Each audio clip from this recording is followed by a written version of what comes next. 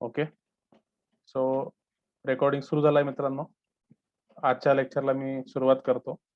बऱ्याच लोकांच्या मला रिप्लाय येत आहेत की प्रिव्हियस इयर क्वेश्चन पेपर्स काही लोकांनी बघितलेले आहेत, काही लोकांनी बघितलेलं आहे. ओके. आणि काही लोकांनी बघितलेलं नसेल. बघा, आपण गेल्या काही दिवसांपासून राज्यसेवा पूर्व परीक्षा, राज्यसेवा मुख्य परीक्षा आणि राज्यसेवा इंटरव्ह्यू या सर्व स्टेप्स मधून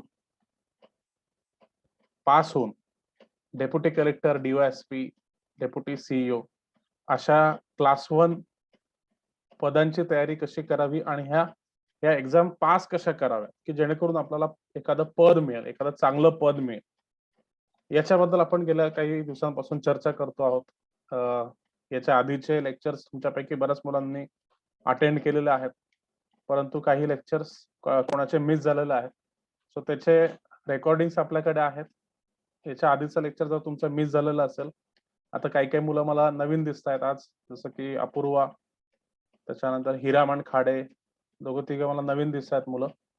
सो आधीचे लेक्चर्स जर तुमचे मिस झाले असतील तर तुम्ही आमचा जो ऑफिशियल व्हॉट्सअप नंबर आहे त्याच्यावर तुम्ही संपर्क साधा लेक्चर झाल्यानंतर. तर तुम्हाला जे काही रेकॉर्डिंग आहे ते आम्ही तुम्हाला पाठवू, जेणेकरून एकही डेमो लेक्चर तुम्ही मिस करू नका. कारण की ह्या ज्या सगळ्या गोष्टी मी तुम्हाला सांगतोय गेल्या 2-3 दिवसांपासून, ह्या खूप इम्पॉर्टंट आहेत एक्झाम क्रॅक करण्यासाठी. ह्या अशा काही गोष्टी आहेत की प्रत्येक कॅन्डिडेटला ह्या एक्झाम म्हणजे प्रिपरेशनच्या स्टार्टिंगला माहितीच असल्या पाहिजे. ह्या जर तुम्हाला माहिती नसतील आणि ह्या जर तुम्ही गोष्टी अवॉइड केल्या, सो तुम्हाला भरपूर प्रॉब्लेम जाऊ शकतो, प्रॉब्लेम फेस होऊ शकतो पुढे. प्रॉब्लेम काय की प्रॉब्लेम एकच आहे की जर तुम्ही आता काही गोष्टी, महत्त्वाच्या गोष्टी जर तुम्ही अवॉइड केल्या, तर तुम्हाला एक्झाम झाल्यानंतर म्हणजे पुढच्या वर्षी त्याचा रिझल्ट येईल आणि तो रिझल्ट निगेटिव्ह असेल. एवढं लक्षात घ्या. सो या सर्व गोष्टी मी मागच्या 2-3 दिवसापासून तुम्हाला समजावून सांगतो आहे. जर तुमचं एखादं लेक्चर मिस झालेलं असेल तर तुम्ही मला सांगा, मी तुम्हाला त्याचं रेकॉर्डिंग पाठवतो. आणि आज आपण अजून एक महत्त्वाची गोष्ट बघणार आहोत, ती म्हणजे प्रिव्हियस इयर क्वेश्चन पेपर्स. ठीक आहे, मागील वर्षांच्या प्रश्नपत्रिका. तर आज या पूर्ण लेक्चरमध्ये अगदी 2012 पासून तर आतापर्यंत एमपीएससीच्या जेवढ्याही प्रश्नपत्रिका झालेल्या आहेत त्याचं एक अनालिसिस मी तुम्हाला सांगणार आहे. त्यांचं या सगळ्या प्रश्नपत्रिकांचा अभ्यास करून आपल्याला काय शिकायला मिळतं, काय लेसन्स मिळतात, महत्वाचे धडे कोणते मिळतात आपल्याला, या सर्व गोष्टी मी तुम्हाला सांगणार आहे. आणि मी तुम्हाला एक सूचना देईल की प्रत्येकाने नोटबुक आणि पेन घेऊन तुम्ही बसा आणि जे क्रुशियल महत्वाच्या गोष्टी मी तुम्हाला सांगणार आहे त्या सगळ्या तुम्ही नोट डाऊन करून घ्या, जेणेकरून तुमच्या कुठल्या गोष्टी मिस होणार नाही. ह्या सगळ्या अत्यंत महत्त्वाच्या गोष्टी आहेत. ह्या तुम्हाला प्रत्येकाला तुमच्या प्रिपरेशन मध्ये मदत करतील, हेल्प करतील. ठीक आहे. So let us start with our discussion.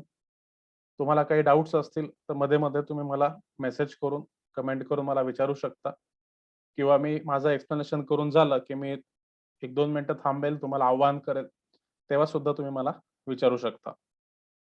So सगळ्यात पहिला पॉइंट म्हणजे की मागील वर्षांच्या ज्या प्रश्नपत्रिका आहेत त्या वाचण्याचा काय फायदा आहे, किंवा त्या वाचल्यानंतर आपल्याला काय फायदा होतो किंवा काय आपल्याला माहिती पडतं. ठीक आहे. सो इथे पॉइंट्स दिलेले आहेत तुम्हाला. आय होप तुम्हाला स्क्रीन दिसते आहे, माझा आवाज क्लिअर आहे. मला एकदा तुम्ही कमेंट करून सांगा सगळे की माझा व्हॉइस आणि माझ्या स्लाइड्स या तुम्हाला सगळ्यांना क्लिअर दिसतायत का? माझा व्हॉइस तुम्हाला क्लिअर येतो आहे का? ओके. ओके, सगळ्यांना माझा आवाज येतोय. Very good. ओके. चला. सो मागील वर्षांच्या प्रश्नपत्रिकेचा अभ्यास केल्यानंतर आपल्याला काय फायदा होतो?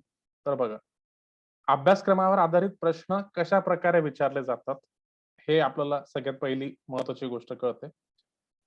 परवाचं लेक्चर आणि कालचं लेक्चर, ह्या 2 लेक्चरमध्ये मी तुम्हाला संपूर्ण अभ्यासक्रम समजून सांगितलेला आहे, की राज्यसेवा पूर्व परीक्षेचा पूर्ण अभ्यासक्रम हा कशा प्रकारे आहे, कशा प्रकारे तुम्हाला अभ्यासक्रम दिला गेलेला आहे, कोणते विषय आहेत, कोणते टॉपिक्स आहेत, कोणते सब टॉपिक आहेत, या सर्व गोष्टी मी तुम्हाला समजावून सांगितल्या. त्याच्यानंतर मी तुम्हाला हे पण सांगितलं की कोणत्या टॉपिकला किती वेटेज असतं, कशा प्रकारे तुम्हाला अभ्यास करायचा आहे, बेसिक पुस्तकं कोणत्या कोणत्या आहेत, ह्या सुद्धा तुम्हाला गोष्टी सांगितल्या. त्या अजून सांगणार पण आहे. आजचं लेक्चर आणि उद्याचं लेक्चर याच्यामध्ये मी समजावून सांगणार आहे. परंतु आज आपण हे बघणार आहोत की जो अभ्यासक्रम आपण माहिती करून घेतलेला आहे, तर त्या अभ्यासक्रमाच्या आधारावर किती प्रश्न विचारले जातात आणि कशा प्रकारे प्रश्न विचारले जातात. आता तुम्हाला सिंपल मी 2 टाइप सांगतो. क्वेश्चन विचारण्याचे 2 टाइप्स आहेत. एक म्हणजे वन लाइनर आणि दुसरा म्हणजे मल्टी स्टेटमेंट. ठीक आहे. 2 प्रकारचे क्वेश्चन असतात. प्रत्येकाने हे नोट डाउन करून घ्या. हे खूप महत्वाचं आहे. तुम्ही नंतर विसरून जाल. 2 टाइपचे क्वेश्चन असतात. एक म्हणजे वन लाइनर आणि दुसरं असतं मल्टी स्टेटमेंट. मी याच्याबद्दल पहिलं सांगतो तुम्हाला. वन लाइनर म्हणजे काय, की एका ओळीमध्ये तुम्हाला प्रश्न विचारला जातो. भारताला स्वातंत्र्य कधी मिळालं? ठीक आहे. दुसरं एक्झाम्पल, भारताचं संविधान कोणत्या तारखेला लागू झालं? ठीक आहे. तिसरं एक्झाम्पल, सम्राट अशोकचा जन्म कधी झाला? कोणत्या वर्षी झाला? ठीक आहे. चौथं एक्झाम्पल, घटना समितीच्या किती बैठका झाल्या? एकूण किती बैठका झाल्या? ठीक आहे. अशा वन लाइनर क्वेश्चन्स एकाच लाईनमध्ये तुम्हाला प्रश्न विचारला गेलेला आहे. ठीक आहे. नेक्स्ट एक्झाम्पल, नेक्स्ट क्वेश्चन, की भारताच्या घटनेमध्ये किती कलम आहेत? How many articles are there in Indian constitution? Next example, मानवी शरीरामध्ये किती प्रकारचे हाडं असतात? How many bones are there in a human body? How many bones are there in total in human body? ठीक आहे. एकाच लाईन मध्ये तुम्हाला प्रश्न विचारला जातो, त्याला आपण म्हणतो वन लाइनर. ठीक आहे. आणि अशा प्रकारचे जे प्रश्न आहेत, हे जुन्या पॅटर्न मध्ये विचारले जात होते. आता जुना पॅटर्न म्हणजे काय?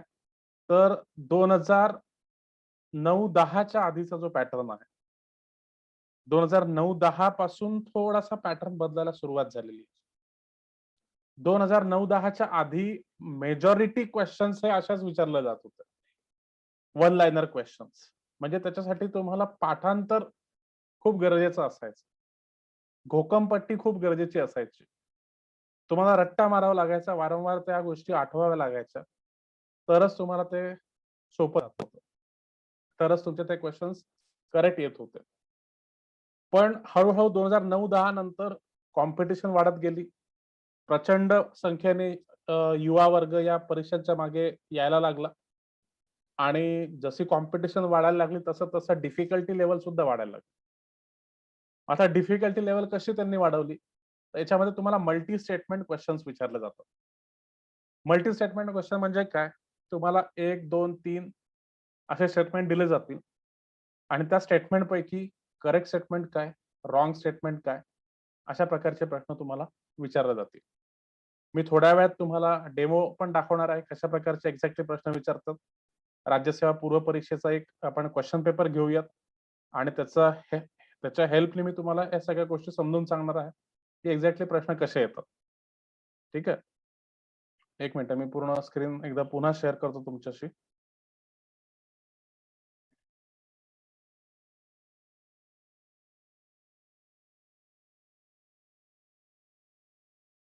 ओके. पूर्ण स्क्रीन दिसतंय का माझं? आता हे पीडीएफ दिसतंय का सांगा मला? कमेंट करून सांगा.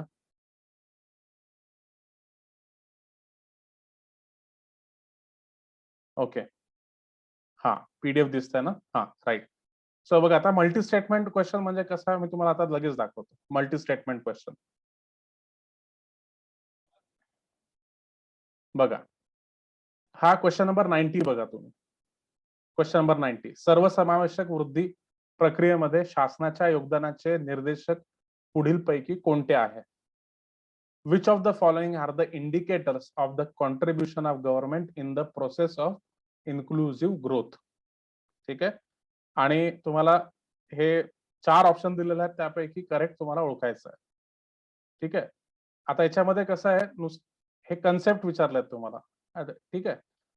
एक चांगला मल्टी स्टेटमेंट क्वेश्चन हा एक परफेक्ट मल्टी स्टेटमेंट क्वेश्चन आहे. This is a perfect example of a multi statement question. ठीक आहे. वरचा जो क्वेश्चन आपण बघितला त्याच्यातही तुम्हाला वन अँड द सेम म्हणजे एक सरळ एका लाईन मध्ये क्वेश्चन विचारला होता, त्याची डिफिकल्टी लेवल जास्त होती आणि त्यामध्ये तुम्हाला 4 ऑप्शन दिले होते. पण हा जो खालचा प्रश्न आहे, क्वेश्चन नंबर 91, हा परफेक्ट एक्झाम्पल आहे मल्टी लाइनर क्वेश्चनचा, ठीक आहे, किंवा मल्टी स्टेटमेंट क्वेश्चनचा. आता याच्यामध्ये योजना काळात म्हणजे 1951 ते 2011 या कालखंडाच्या संदर्भात पुढील विधाने विचारात घ्या, हा प्रश्न विचारला आहे. ठीक आहे, 1951 टू 2011 काही विधानं तुम्हाला दिलेले आहेत, काही स्टेटमेंट दिलेले आहेत आणि ए बी सी डी असे 4 स्टेटमेंट आहेत आणि वरीलपैकी कोणते विधान सत्य आहेत. जे मुलं इंग्लिश मधून अभ्यास करतात त्यांच्यासाठी सांगतो. In the context of planning era. Planning era म्हणजे काय, की जेव्हा आपल्या कंट्रीमध्ये प्लॅनिंग सुरू झालं 1951 to 2011, take into consideration the following statements. 1951 to 2011 हा जो प्लॅनिंग एरा होता त्याबद्दल आपल्याला 4 स्टेटमेंट दिलेले आहेत आणि which of the above statement are true. आणि याच्यामध्ये तुम्हाला कॉम्बिनेशन दिलेलं आहे, ऑप्शनचे कॉम्बिनेशन दिलेले आहेत.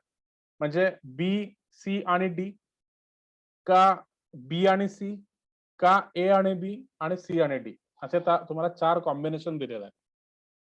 इथे तुम्हाला तुमच्या बुद्धिमत्तेचा कस लागतो, इथे तुमच्या अभ्यासाचा कस लागतो. इथे घोकमपट्टी करून चालणार नाही. इथे तुम्ही घोकमपट्टी करून अजिबात चालणार नाही, कारण की तुम्हाला ईच अँड एव्हरी स्टेटमेंट हे बघावं लागेल, की हे करेक्ट आहे का फॉल्स आहे, आणि मग जे ऑप्शन्स दिलेले आहेत त्या ऑप्शन्सला इव्हॅल्युएट करून तुम्हाला सांगावं लागेल, की हे कोणतं बरोबर आणि कोणतं चूक आहे. ठीक आहे. तर अजून मी तुम्हाला काही कुठलं गोष्ट शिकवलेली नाहीये किंवा प्लॅनिंग कमिशन किंवा प्लॅनिंग बद्दल मी तुम्हाला काही सांगितलेलं नाहीये. सो आता आपण हे आन्सर्स वगैरे डिस्कस करणार नाहीये. जस्ट तुम्हाला क्वेश्चनचे टाइप मला दाखवायचे, की कशा प्रकारचे क्वेश्चन विचारले जातात. ठीक आहे. सो एक आहे सिंगल स्टेटमेंट किंवा वन लाइनर क्वेश्चन आणि एक आहे मल्टी लाइनर क्वेश्चन. ठीक आहे. आता आपण बघूयात की कोणत्या कोणत्या प्रकारचे क्वेश्चन विचारले जातात.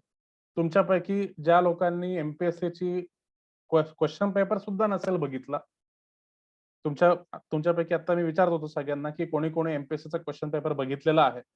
सो बऱ्याच मुलांनी एमपीएससीचा क्वेश्चन पेपर कसा दिसतो हे सुद्धा बघितलेलं नाहीये. सो त्या बहाण्याने तुम्हाला क्वेश्चन पेपर पण बघता येईल, की हा असा क्वेश्चन पेपर दिसतो. असाच फॉर्मॅट असतो एमपीएससीच्या क्वेश्चन पेपरचा.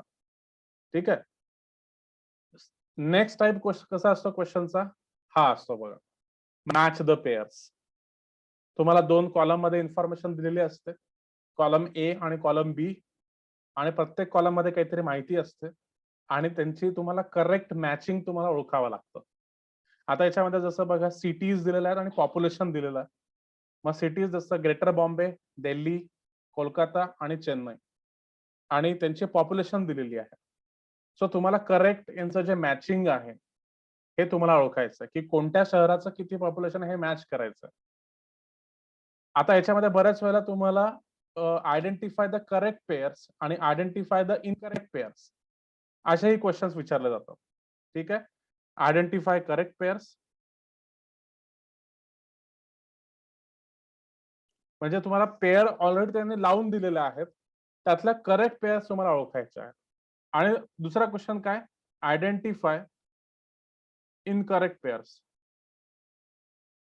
म्हणजे ऑलरेडी तुम्हाला पेअरिंग त्यांनी करून दिलेलं आहे, पण त्यातल्या चुकीच्या जोडी कोणत्या हे तुम्हाला ओळखायचं आहे. हा नेक्स्ट क्वेश्चन आहे.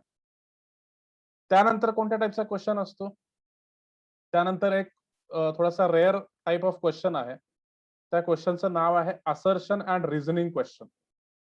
Assertion and reasoning question. आता तो कसा असतो ते पण तुम्हाला सांगतो. बघा, स्टेटमेंट 1 दिलेलं असतं. Statement number 1. आता स्टेटमेंट नंबर 1 काय असतं, असर्शन असतं. असर्शन म्हणजे काय, विधान, एक स्टेटमेंट दिलेलं असतं तुम्हाला. आणि दुसरं स्टेटमेंट, स्टेटमेंट 2. स्टेटमेंट 2 काय असतं, रिझन असतं. मग आता तुम्हाला ऑप्शन काय दिलेले असतात बघा. ऑप्शन तुम्हाला या प्रकारचे असतात. Option A, both 1 and 2 are correct and the reason explains the assertion. किंवा स्टेटमेंट 2 करेक्टली एक्सप्लेन्स स्टेटमेंट 1. ठीक आहे.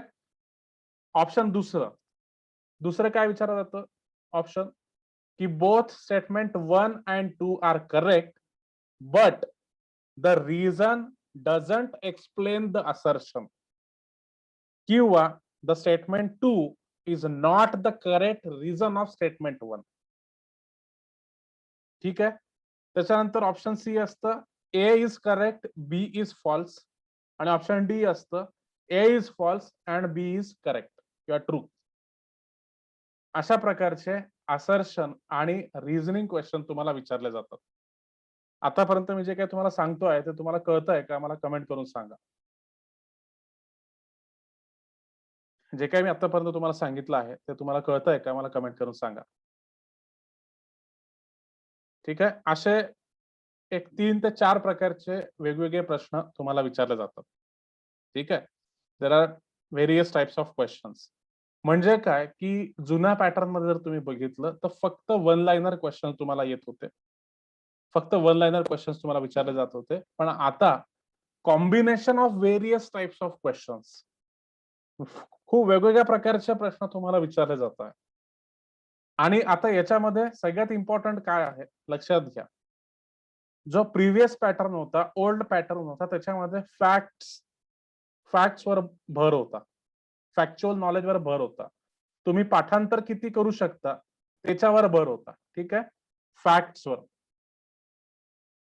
खूप जो क्वेश्चन होता तो फॅक्च्युअल प्रकारचा क्वेश्चन पेपर होता. ठीक आहे. पण आता जो पेपर विचारला जातोय, आता जे प्रकारचे प्रश्न विचारले जात आहेत ते फॅक्च्युअल तर आहेतच, त्याच्यामध्ये फॅक्ट्स विचारले जातात, प्लस त्याच्यामध्ये कन्सेप्ट पण विचारले जातात. कन्सेप्च्युअल पण क्वेश्चन पेपर विचारला जातो. ठीक आहे. म्हणजे आता तुम्हाला इथून पुढे जर एमपीएससी ची तयारी करायची असेल तर तुम्हाला फॅक्च्युअल नॉलेज ऍज वेल एज कन्सेप्च्युअल नॉलेज खूप इम्पॉर्टंट आहे. ठीक आहे. आणि जो अभ्यासक्रम आपण काल आणि परवाच्या लेक्चर्स मध्ये बघितला, त्या अभ्यासक्रमाच्या बेसिसवरच तुम्हाला फॅक्च्युअल क्वेश्चन्स पण विचारले जातात आणि कन्सेप्च्युअल क्वेश्चन पण विचारले जातात. याचा अर्थ पहिली गोष्ट तुम्ही आता नोट डाऊन करून घ्या, की घोकंपट्टी नाही चालणार. तुम्हाला घोकंपट्टी करावी लागेल, पण स्मार्ट घोकंपट्टी करावी लागेल. आता स्मार्ट घोकंपट्टी म्हणजे काय? तर अभ्यासक्रम ज्या पद्धतीने तुम्हाला दिलेला आहे आणि ज्या प्रकारे प्रश्न विचारले जातात, त्या प्रकारे तुम्हाला एक्झाम ओरिएंटेड स्टडी करावा लागेल. संपूर्ण सिलेबस तुम्हाला कव्हर करावं लागेल. फर्स्ट रीडिंग, सेकंड रीडिंग तुम्हाला व्यवस्थित करावे लागेल. आता फर्स्ट रीडिंग, सेकंड रीडिंग बद्दल मी थोड्या वेळात बोलेल, तुम्हाला सांगेल की हे काय आहे एक्झॅक्टली. तिसरी रीडिंग जेव्हा तुम्ही कराल, थर्ड रीडिंगच्या वेळेस तुम्ही नोट्स काढाल. नोट्स कशा काढायच्या याच्यावर मी एक सेपरेट व्हिडिओ बनवलेला आहे, तो माझ्या युट्यूब चॅनलवर आहे. त्याचं लिंक मी तुमच्याशी शेअर करेल नंतर, किंवा आपल्या टेलिग्राम चॅनलवर मी लिंक शेअर करेल, किंवा आता जायच्या आधीच मी तुम्हाला लिंक देऊन टाकेल. 21 वेगवेगळ्या प्रकारे तुम्ही कशी रिव्हिजन करू शकता. 21 इफेक्टिव्ह टाइप्स ऑफ रिव्हिजन, हा असा पूर्ण एक सेपरेट व्हिडिओ मी तयार केलेला आहे. आणि त्याच्यात हे पण सांगितलेलं आहे की अशा प्रकारे जर तुम्हाला रिव्हिजन करायची असेल तर तुम्हाला त्यासाठी नोट्स कशा काढाव्या लागतील. आणि ज्या फक्त सिलेक्टेड फॅक्ट्स आहेत, ज्या फक्त इम्पॉर्टंट फॅक्ट्स आहेत, की ज्या 100% एक्झाम मध्ये विचारल्या जातात आणि ज्या तुमच्या लक्षात राहणार नाही, एवढ्याच गोष्टी तुम्हाला पाठांतर करायच्या किंवा मगअप करायचा आहे किंवा रट्टा मारायचा आहे, जे काही तुम्ही म्हणाल तुमच्या भाषेमध्ये. ठीक आहे. त्याच्यानंतर दुसरं आपल्याला काय कळतं, तर आयोगाची प्रश्न विचारण्याची पद्धत किंवा शैली कशी आहे. सो एक एक पॅटर्न आहे एमपीएससीचा, एक पद्धत आहे प्रश्न विचारण्याची, की हे तर मी तुम्हाला सांगितलं, क्वेश्चनचे टाइप सांगितले मी तुम्हाला.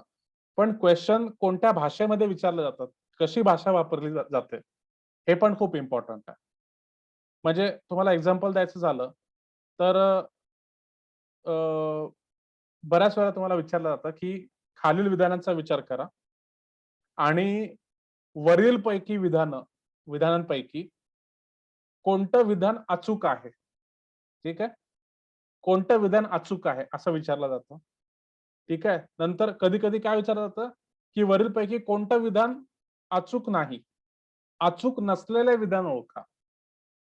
ठीक आहे. Identify the statements which are not incorrect. ठीक आहे. तर असं बऱ्याच वेळा तुम्हाला कन्फ्यूज करण्याचा प्रयत्न केला जातो. ठीक आहे. अचूक नसलेले विधान म्हणजे काय विधान सांगा बरं, मला कमेंट करून सांगा बरं. अचूक नसलेलं विधान म्हणजे कोणतं विधान ओळखायचं आहे तुम्हाला? ओके, पवन सोनवणेने कमेंट करून सांगितलं की सर रिव्हिजनचा 21 मेथडचा व्हिडिओ मी बघितलेला आहे. Very good. तुम्ही सगळ्यांनी बघा, मी त्याचं लिंक तुम्हाला शेअर करतो. अचूक नसलेलं विधान म्हणजे काय मला सांगा तुम्ही? अचूक नसलेलं विधान तुम्हाला ओळखायचं.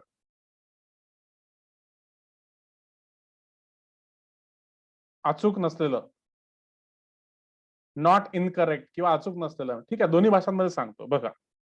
2 प्रकारचे विधान आहेत. एक चूक आणि एक अचूक. अचूक म्हणजे काय? अचूक म्हणजे बरोबर. ठीक आहे. आणि 2 प्रकारचे विधान आहेत. नीट लक्षात घ्या.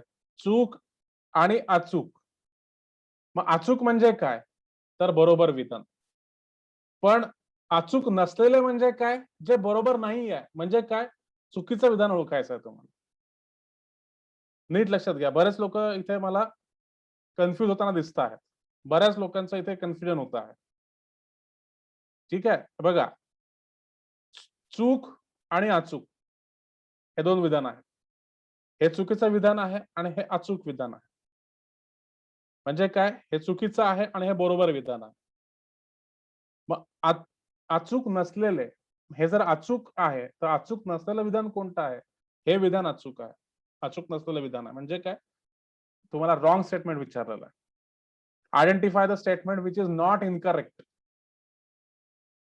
ठीक आहे. आता बऱ्याच वेळेला वेगळा प्रश्न विचारला जातो.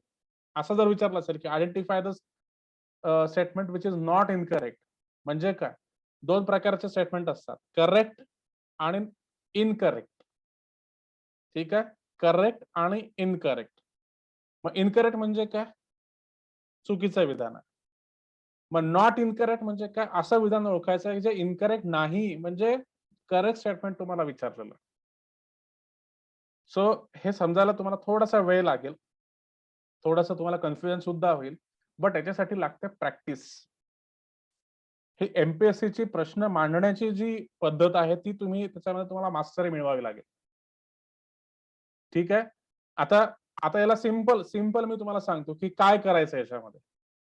अचूक नसलेले जर विचारलंय तुम्हाला, अचूक नसलेले विधान, तर सरळ तुम्ही काय करायचं? अ अचूकचं खोडायचं, नसलेलं खोडून टाकायचं. मग काय उरेल? चुकीचं विधान उरेल. ठीक आहे. अचूक नसलेले विधान जर असं तुम्हाला विचारलं असेल, की वरीलपैकी अचूक नसलेले विधान ओळखा. तर अचूकचं खोडून टाकायचं आणि नसलेलं ते पूर्ण खोडून टाकायचं. म्हणजे काय उरतं? चुकीचं. कळलंय का तुम्हाला? सांगा. मला कमेंट करून सांगा.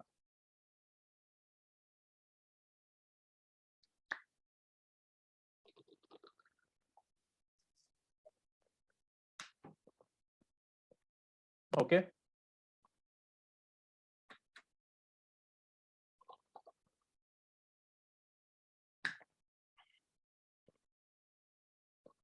ओके. पुन्हा सांगतो मी एकदा. बघा.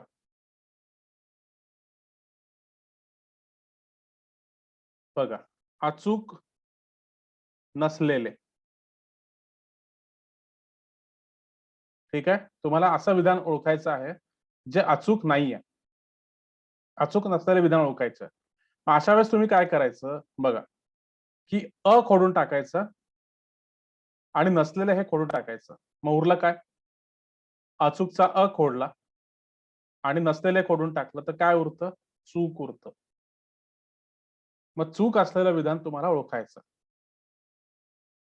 ठीक आहे. कळलं का सोनाली इले? सोनाली, राजश्री, ठीक आहे. प्रियंका, ओके. बाकी सगळ्यांना कळालेलं आहे. ओके. ओके. ठीक आहे. सो ह्या ज्या टेक्निक्स आहेत, हे जे बारकावे आहेत, हे तुम्हाला समजून घ्यावे लागतील. आणि हे जसं प्रॅक्टिस जेवढं जास्त कराल आणि ह्या कोणीतरी तुम्हाला समजून सांगितल्या पाहिजे किंवा प्रॅक्टिस तुम्हाला इतकी करावी लागेल, की तुम्हाला हे बारकावे तुम्हाला स्वतःला जाणवले पाहिजे. तर त्यासाठी तुम्हाला मागील वर्षाच्या प्रश्नपत्रिका वाचणं अत्यंत गरजेचं आहे. ठीक आहे.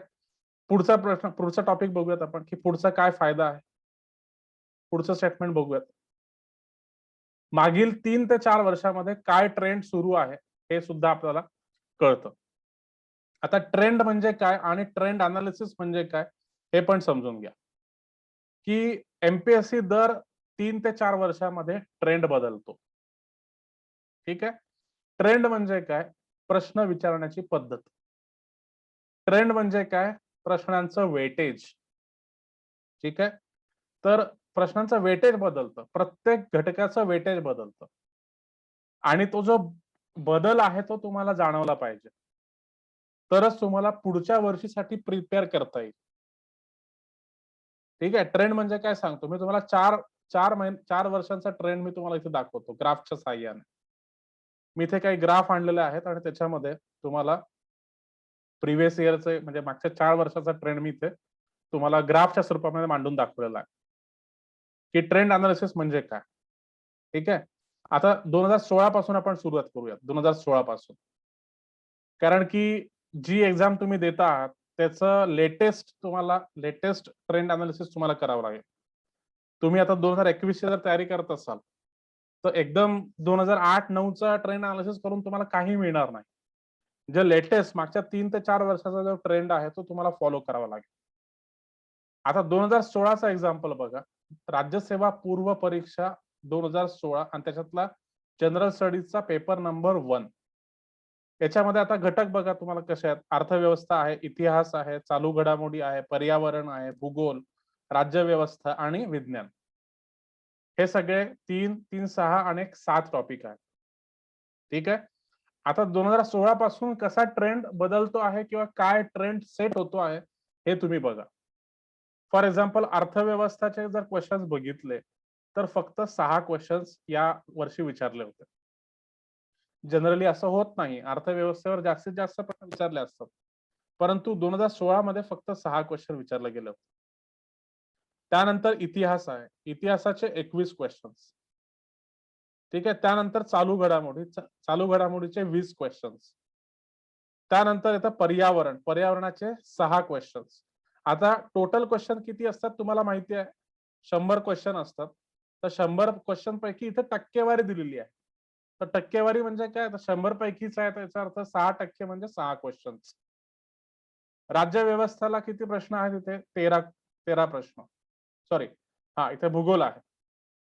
भूगोलमध्ये किती? 13 प्रश्न. राज्य व्यवस्थामध्ये 11 प्रश्न आणि विज्ञानामध्ये 23 प्रश्न. ठीक आहे. आता हा ट्रेंड कसा बदलतो आहे किंवा कोणत्या गोष्टी कंटिन्यू होतात आणि कोणत्या गोष्टी बदलतात त्या तुम्ही बघा. इथे तुम्ही 3 विषयांवर फोकस करा. मी तुम्हाला सांगतो. 3 विषयांवर तुम्ही फोकस करा इथे. कोणत्या विषयावर? भूगोल आणि पर्यावरण ही जोडी लक्षात ठेवा. भूगोल आणि पर्यावरण हे दोघांचा अभ्यास आपण सोबतच करतो. यांना आपण काही वेगळं लेखत नाही. फक्त कसं आहे हे वेगळं बघावं लागतं आपल्याला कारण की सिलेबसमध्ये वेगळा टॉपिक दिलेला आहे. पण अदरवाईज आपण याला एकाच साच्यामध्ये घेऊन चालतो. भूगोल आणि पर्यावरण हे टोटल आपण 13 आणि 6 19 असा वेटेज घेऊन चालतो आपण. सो या 2 घटकांवर तुम्ही लक्ष ठेवा. त्याच्यानंतर तुम्ही चालू घडामोडीच्या प्रश्नांवर लक्ष ठेवा. करंट अफेअर्सवर लक्ष ठेवा आणि तुम्ही इतिहास आणि इकॉनॉमी यांच्यावर तुम्ही लक्ष ठेवा आणि आता बघा कसं बदलतं आहे. 2017 चा क्वेश्चन पेपर बघा. 2017 मध्ये कशी परिस्थिती बदललेली आहे बघा. 2017 मध्ये किती क्वेश्चन्स आलेत बघूयात आपण. अर्थव्यवस्था. मागच्या वर्षी किती क्वेश्चन आले होते? 6 क्वेश्चन आले होते. यावेळेस 15 क्वेश्चन विचारलेले आहेत. मी तुम्हाला सांगितलं होतं, की एकदम 5 आणि 6 क्वेश्चन विचारले जातील असं होत नाही सहसा. ठीक आहे. अर्थव्यवस्थेला नेहमीच जास्त वेटेज असतं. आणि जनरली 15 ते 16 प्रश्नांचं वेटेज असायलाच पाहिजे दर परीक्षेमध्ये. सो 2017 मध्ये सांगितल्याप्रमाणे 15% प्रश्न आलेत. त्यानंतर इतिहासावर 15% प्रश्न म्हणजे 15 प्रश्न. त्यानंतर चालू घडामोडी 18 प्रश्न. आता बघा भूगोल आणि पर्यावरणावर तुम्हाला मी लक्ष ठेवायला सांगितलं होतं. भूगोल आणि पर्यावरण 15 आणि 5 असे टोटल 20 प्रश्न.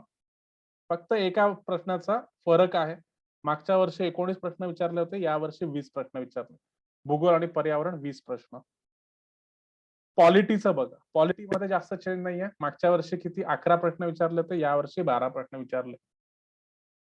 चालू घडामोडी 23 प्रश्न विचारले होते. 23 का? थांबा एकदा बघूयात. हा, करेक्ट. 23 प्रश्न विचारले होते आणि यावेळेस 20 प्रश्न विचारले. म्हणजे काय, की चालू घडामोडीचं जे वेटेज आहे ते नेहमी हायर साईडला आहे. चालू घडामोडीवर नेहमी जास्तीत जास्त प्रश्न विचारले जातात. ठीक आहे, म्हणजे त्यातल्या त्यात. त्याच्यानंतर हा जो इतिहासाचा जो घटक आहे त्याच्यावर जास्त प्रश्न विचारले जातात. ठीक आहे, सॉरी, हा जो घटक आहे हा विज्ञानाचा घटक आहे. सॉरी. हा, राईट. हे जे सगळ्यात शेवटचं आहे डार्क ब्राऊन चॉकलेटी, हे विज्ञान आहे आणि हे चालू घडामोडी आहे. हा, तर बघा, तर चालू घडामोडीवर पण जास्त फरक नाहीये. 2016 मध्ये 20 प्रश्न होते, 2017 मध्ये 18 प्रश्न होते. ठीक आहे, विज्ञानावर 23 प्रश्न होते आणि आता 20 प्रश्न आहेत. म्हणजे काय, की चालू घडामोडी आणि विज्ञान हे दोन टॉपिक असे आहेत की याच्यावर नेहमी जास्त प्रश्न विचारले गेलेले आहेत. ठीक आहे, आणि इतिहास हे एका कॉन्स्टंट रेंज मध्ये चालू आहे आणि यावेळेस फक्त अर्थव्यवस्थेच्या प्रश्नाची संख्या वाढलेली आहे. तुम्हाला याच्यात लक्षात काय घ्यायचं आहे, की जो पूर्ण सिलेबस आहे त्यापैकी जास्तीत जास्त मार्क्स आपल्याला कशातून मिळवता येतील याची तयारी तुम्हाला पहिले करायची आहे. ठीक आहे, तुम्हाला जो सब्जेक्ट आवडतो त्याचा तर अभ्यास तुम्हाला करायचाच आहे, पण जास्तीत जास्त मार्क्स कुठून येतील, तर इथे तुम्हाला स्पष्टपणे उत्तर मिळतं आहे की विज्ञानाचा अभ्यास केल्यानंतर तुम्हाला मार्क्स मिळतील, इतिहासाचा अभ्यास केल्यानंतर तुम्हाला जास्त मार्क्स मिळतील, त्याच्यानंतर इकॉनॉमीचा अभ्यास केल्यानंतर आणि चालू घडामोडीचा अभ्यास केल्यानंतर तुम्हाला जास्तीत जास्त मार्क्स मिळतील. भूगोल आणि पर्यावरणावर जर तुम्ही दोघांवर कमांड केली तर त्याच्यामध्ये सुद्धा तुम्हाला जास्त मार्क्स मिळतील. ठीक आहे, हे तुम्हाला लक्षात घ्यायचं आहे, की आता अजून पुढे सांगेल मी, थांबा. 2 वर्षांच्या प्रश्नपत्रिका बघून घेऊ, मग तुम्हाला मी अजून तुम्ही काय केलं पाहिजे याच्याबद्दल सांगतो. तर इकॉनॉमी 2018चा प्रश्नपत्रिका बघतोय आपण. इकॉनॉमीवर 15 प्रश्न, इतिहासावर 15 प्रश्न, चालू घडामोडीवर 15 प्रश्न. बघा, आता हा जो ट्रेंड आहे तो सेटल होताना दिसतोय आपल्याला, की आता जास्त सरप्राईज एलिमेंट्स नाहीयेत. एक कॉन्स्टंट वेटेज घेऊन एमपीएससी चाललेलं आहे. इकॉनॉमी 15 प्रश्न, इतिहास 15 प्रश्न, करंट अफेअर 15 प्रश्न, राईट. ठीक आहे, नो चेंज. भूगोल आणि पर्यावरण नो चेंज, 15 आणि 5 20, टोटल 20 मार्काचा वेटेज. ठीक आहे, त्याच्यानंतर हे काय आहे, हे राज्यव्यवस्था, राज्यघटना आणि राज्यव्यवस्था 15 प्रश्नांचा वेटेज आहे आणि विज्ञान 20 मार्क, विज्ञानाला 20 मार्काचं वेटेज. सो आता इथून आपल्याला असं दिसतं आहे की जो ट्रेंड आहे तो आता सेटल होताना दिसतोय आपल्याला. पुन्हा 2019 ची परिस्थिती बघा. 2019 ची परिस्थिती काय आहे, 2019 मध्ये किती प्रश्न विचारले बघा. अर्थव्यवस्था 15 प्रश्न, नो चेंज. इतिहास 15 प्रश्न, नो चेंज. चालू घडामोडीचे प्रश्न थोडेसे कमी झालेले आहेत. ठीक आहे, आणि हे राज्यव्यवस्थेचे जे प्रश्न आहेत किंवा राज्यघटनेचे प्रश्न आहेत थोडेसे वाढलेले आहेत. भूगोल आणि पर्यावरण नो चेंज, 15 आणि 5 20 हे फिक्स आहे, लक्षात घ्या तुम्ही. आणि विज्ञान 22 प्रश्न. तर अशा प्रकारचं हा वेटेज आहे, याला आपण म्हणतो ट्रेंड अनालिसिस. आता आपण जे काही करतो आहोत याला आपण ट्रेंड अनालिसिस म्हणतो. आणि ट्रेंड अनालिसिस केल्यानंतर आपल्याला कळतं की एक्झॅक्टली कोणत्या सब्जेक्टला किती वेटेज आहे आणि कोणत्या सब्जेक्टचा अभ्यास आपण केला पाहिजे. आता उदाहरणार्थ तुम्हाला पर्यावरण हा विषय खूप आवडतो, पण नुसता पर्यावरणाचा अभ्यास जर तुम्ही केला तर तुम्हाला फायदा होणार आहे का, मला सांगा बरं. पर्यावरणाचा अ, पर्यावरण जर तुम्हाला खूप आवडत असेल आणि नुसतं तुम्ही पर्यावरण घेऊन बसले किंवा पर्यावरण या घटकालाच तुम्ही 2 महिने दिले, तर तुम्हाला चालणार आहे का, नाही चालणार. ठीक आहे, आता विज्ञानासारखा विषय आहे, विज्ञानाला 20 ते 22 प्रश्न विचारले जातात आणि 2014 मध्ये 35 क्वेश्चन हे विज्ञानावर होते. 35 प्रश्न हे विज्ञानावर होते, म्हणजे जी जनरल रेंज आहे सामान्य जी रेंज आहे त्याच्यापेक्षा 15 प्रश्न जास्त येऊन गेले होते. आपण आता बघतोय 4 वर्षांमध्ये विज्ञानावर 20 प्रश्न ऍव्हरेज विचारतात. सरासरी 20 प्रश्न विचारले गेले होते. पण 2014च्या पेपरमध्ये तुम्हाला 35 प्रश्न सायन्सवर विचारले आहेत. आता 35 प्रश्न जर सायन्सवर विचारले गेले असतील, तर 35 गुणिले 2 म्हणजे किती? 70 मार्काचं वेटेज तुम्हाला फक्त सायन्सवर आहे. 70 मार्क्सचं वेटेज फक्त सायन्सला आहे. ठीक आहे. मग तुम्ही असं जर म्हटलं, की "अरे नाही, मला सायन्स खूपच जड जातं. मी काही सायन्सचा अभ्यास करणार नाही. मी फक्त भूगोल, पर्यावरण, अ, हे इतिहास, इकॉनॉमी करून जाईल. जे सोपे-सोपे टॉपिक्स आहेत ते करून जाईल आणि मी काही विज्ञानाचा अभ्यास करणारच नाही."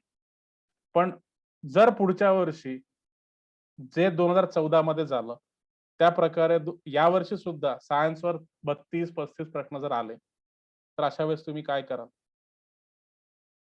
कारण की ऑब्व्हियसली जर सायन्समध्ये 15 प्रश्न जास्त विचारले जात आहेत, तर कोणत्या ना कोणत्या सब्जेक्टचं जे वेटेज आहे ते कमी होणार आहे. तर याचा अर्थ काय, की तुम्हाला व्यवस्थित प्लॅन करावा लागेल. आता मी त्या टॉपिकवर येतो, की प्रत्येकाने काय केलं पाहिजे? तर प्रत्येकाला प्लॅन करावं लागेल, की स्वतःचे स्ट्रेंथ एरियाज कोणते? स्वतःचे वीक एरियाज कोणते? मला आवडणारे सब्जेक्ट कोणते? माझी कमांड कोणत्या सब्जेक्टवर आहे? कोणत्या सब्जेक्टमध्ये मी जास्तीत जास्त मार्क्स घेऊ शकतो? ह्या गोष्टी तुम्ही बघितल्या पाहिजे आणि त्या पद्धतीने तुम्ही प्लॅनिंग केलं पाहिजे अभ्यासाचं. त्या पद्धतीने तुम्ही मार्कांचं एक एक सेग्रीगेशन केलं पाहिजे, की हां, हे जे 5-6 टॉपिक्स आहेत, जसं माझं विज्ञानावर कमांड आहे, माझं अर्थव्यवस्थेवर कमांड आहे, इतिहासावर कमांड आहे, भूगोल आणि पर्यावरणावर माझी कमांड चांगली आहे आणि राज्यव्यवस्थेवर पण माझी कमांड चांगली आहे. आणि मी यांच्यामध्ये जास्तीत जास्त मार्क्स घेऊ शकतो. आणि करंट अफेअर्स मी थोडं-थोडं करेल आणि ठीक आहे, मी त्याच्यामध्ये 50% to 60% मार्क्स घेऊ शकतो. तर या अशा पद्धतीने जर तुम्ही प्लॅनिंग केलं, तर तुम्हाला कट ऑफ क्लिअर करण्यामध्ये आणि कट ऑफ पेक्षा 25 ते 30 मार्क घेण्यामध्ये काहीही प्रॉब्लेम येणार नाही. लक्षात घ्या. मी तुम्हाला 2 दिवसांपासून काय सांगतो आहे, how to clear cut off. How to clear cut off. ठीक आहे. बट मी नुसतं तुम्हाला हे सांगत नाहीये, की how to clear cut off. मी तुम्हाला मागच्या 2 दिवसापासून सांगतो आहे, की कट ऑफ पेक्षा 25 ते 30 मार्कांची लीड प्रिलिम्समध्ये. प्रिलिम्समध्ये 25 ते 30 मार्काची लीड आणि 60 ते 70 मार्काची लीड मेन्समध्ये. ही कशी घ्यायची मी हे तुम्हाला 2 दिवसापासून सांगतो. ज्यांचं कालचं आणि परवाचं लेक्चर मिस झालेलं असेल, त्यांच्यासाठी रेकॉर्डेड लेक्चर्स आहेत. त्यांनी आम्हाला मेसेज करा. तो तुम्हाला कालचं आणि परवाचं रेकॉर्डिंग पाठवतो. पण मी कालच्या आणि परवाच्या लेक्चरमध्ये एकच गोष्ट तुम्हाला सांगितली होती, की कट ऑफ पेक्षा जास्त मार्क किंवा कट ऑफ पेक्षा जास्त तुम्ही रेंज जास्तीत जास्त रेंजमध्ये तुम्ही कसे मार्क्स घेऊ शकता, हे तुम्हाला बघायचं. पूर्व परीक्षा असेल तर 25 ते 30 मार्क तुम्हाला जास्त पाहिजे. मुख्य परीक्षा असेल तर 60 ते 70 मार्काचं लीड पाहिजे. तरच तुम्हाला पद मिळण्याची गॅरंटी आहे. ठीक आहे. सो त्या पद्धतीने तुम्हाला प्लॅनिंग करावं लागेल, की मला हमखास उत्तर किंवा माझे हमखास मार्क्स मला कुठून मिळतील? कोणता टॉपिक आहे, की जर तो मी केला, तर त्याच्यावर जास्तीत जास्त प्रश्न येतील आणि मला जास्तीत जास्त मार्क्स मिळतील. मग उदाहरणार्थ आता एक विद्यार्थी असा आहे, की त्याचं विज्ञान स्ट्रॉंग आहे. ठीक आहे. मग तो विज्ञानाच्या अवती-भोवती आपली स्ट्रॅटेजी प्लॅन आउट करेल, की नाही, माझं विज्ञान स्ट्रॉंग आहे. मी विज्ञानाला फोकस करून मी माझं पूर्ण जे माझं प्रिपरेशन आहे, ते आता मी घेणार आहे. मग विज्ञान त्याचं स्ट्रॉंग आहे. मग विज्ञानासोबत अजून कोणता विषय आहे, की तो त्याचा स्ट्रॉंग बनवू शकतो? तर पर्यावरण असा विषय आहे, की त्याच्यामध्ये बरचसं विज्ञान आहे. ठीक आहे. बरेचसे सायंटिफिक कन्सेप्ट्स आहेत, सायन्स बेस्ड कन्सेप्ट्स आहेत. मग तो पर्यावरणाला स्वतःची स्ट्रेंथ बनवू शकतो. मग पर्यावरणासोबत भूगोल असा विषय आहे, की त्याच्यामध्ये अ, विज्ञानाचे बरेच कन्सेप्ट आहेत, की जे भूगोलामध्ये पण आहेत. भूगोलाचे अनेक कन्सेप्ट तुम्हाला नाही करणार, जोपर्यंत तुमचं सायन्स स्ट्रॉंग नाहीये. ठीक आहे. मग याचा अर्थ काय, की जर तुम्ही सायन्स बॅकग्राऊंडचे असाल, तुमचं सायन्स स्ट्रॉंग असेल, तर सायन्सचे एक 20 ते 22 प्रश्न आणि त्यासोबत सोबत भूगोल आणि पर्यावरण मिळून 20 प्रश्न, असं टोटल 40 प्रश्न हे तुमचं हा स्ट्रॉंग होल्ड राहणार आहे. हा तुमचा बालेकिल्ला राहणार आहे. याला तुम्हाला कोणी हरवू नाही शकणार. तुम्हाला हे 3 विषय इतके परफेक्ट करायचे आहेत की याच्यामध्ये तुमचे मार्क्स गेलेच नाही पाहिजे. आता मी सांगतो, 20 प्रश्न विज्ञानाचे आणि 20 प्रश्न भूगोल आणि पर्यावरण किती झाले मला सांगा. 20 प्लस 20 40 क्वेश्चन्स. एका क्वेश्चनला किती मार्क असतो प्रिलिम्स मध्ये? 2 मार्क असतात. म्हणजे किती? 80 मार्क्स. ठीक आहे. म्हणजे तुमच्या कट ऑफ, तुमचा जो स्कोअर आहे, त्या स्कोअरचा जो पाया आहे, फाउंडेशन आहे, तुम्ही या 2 सब्जेक्ट मधून मिळवलेला आहे, 3 सब्जेक्ट मधून मिळवलेला आहे. ठीक आहे. मग आता तुम्हाला आता एक एक मार्क निवडायचा आहे, एक एक मार्क तुम्हाला वेचायचा. मग आता तुम्हाला आता एक एक्झाम्पल घेऊन सांगतोय बरं मी. आता हा मुलगा विज्ञान शाखेचा आहे, याला इकॉनॉमिक्स थोडस लॉजिकल आहे, इकॉनॉमिक्स मधले कन्सेप्ट त्याला कळतात. ठीक आहे. पण त्याला हिस्ट्री म्हटलं की जीवावर येते. हिस्ट्री वाचायचं म्हटलं की त्याला कंटाळा येतो. मग तो हिस्ट्री त्याचा वीक एरिया. ठीक आहे. पण इकॉनॉमी आणि पॉलिटी असे विषय आहेत की त्याला लॉजिकल वाटतात, बरेचसे कन्सेप्ट त्याच्यामध्ये लॉजिकल आहे. म्हणून तो सेकंडरी विषय कोणता निवडेल? इकॉनॉमी निवडेल आणि पॉलिटी निवडेल. ठीक आहे. अर्थव्यवस्था निवडेल आणि राज्यव्यवस्था निवडेल. इकॉनॉमी आणि पॉलिटी निवडेल. मग तो मेहनत घेईल त्याच्यावर. पहिले मेहनत कशावर घेईल? Science, geography and environment. आणि सेकंडरी विषय कोणते आहेत? पॉलिटी आणि इकॉनॉमी. आता तो ठीक आहे, तो सायन्स बॅकग्राऊंडचा जरी असला तरी तो एवढी मेहनत घेईल पॉलिटी आणि इकॉनॉमीवर की त्याला स्वतःची स्ट्रेंथ बनवेल. का? कारण की तो लॉजिकने विचार करतो. त्याला हे सोशल सायन्सेस एवढे नाही आवडत, पण त्यातल्या त्यात इकॉनॉमी आणि पॉलिटी तो करू शकतो. मग आता मला सांगा, पॉलिटीला किती वेटेज आहे? 15 प्रश्नांचं. आणि इकॉनॉमीला किती वेटेज आहे? 15 प्रश्नांचं. मग हे किती क्वेश्चन झाले? पॉलिटी 15 आणि इकॉनॉमी 15. 15 plus 15 equal to 30. आणि एक प्रश्न किती मार्काचा असतो? तर 2 मार्काचा. 30 दुनी 60 मार्क्स. 60 मार्क्स. मला सांगा, 80 मार्क आणि 60 मार्क किती होतात टोटल? 80 आणि 60 मार्क. ते आता जर एक सायन्स बॅकग्राऊंडचा विद्यार्थी असेल आणि त्यांनी हे 5 सब्जेक्ट त्यांनी टार्गेट केले, तर त्याची किती मार्काची तयारी झाली मला कमेंट करून सांगा. किती मार्क त्यांनी सेफगार्ड केले मला कमेंट करून सांगा.